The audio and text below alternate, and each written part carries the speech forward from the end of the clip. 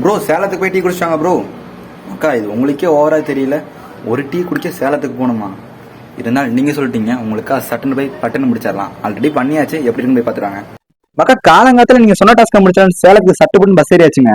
ஆனாலும் மக்கா அந்த டீ இவ்வளவு காஸ்ட்லியா இருக்குன்னு நான் நினைச்சு கூட பாக்கலைங்க. மக்கா அந்த தெரியுதா, சேலம் மாநகராட்சி உங்களை அன்புடன் வரவேற்கிறது. நம்ம சேலம் வந்தாச்சு மக்கா. எப்படியா மக்கா நம்ம சேலம் வந்து ரீச் ஆயாச்சு. இப்ப சட்டுன்னு டீ குடிச்சு நம்ம பட்டுன்னு நம்ம திருப்பூருக்கு பஸ் ஏறணும்.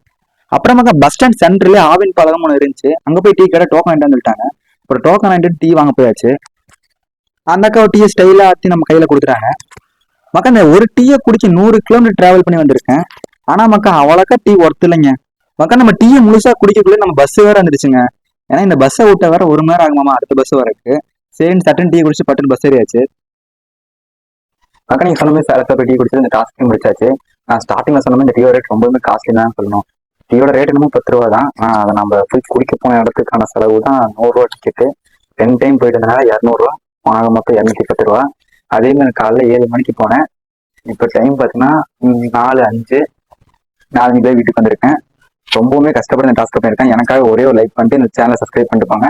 அடுத்த டாஸ்க் பண்ணிட்டு கமெண்ட்ல சொல்லுங்க மக்கா. பாய்.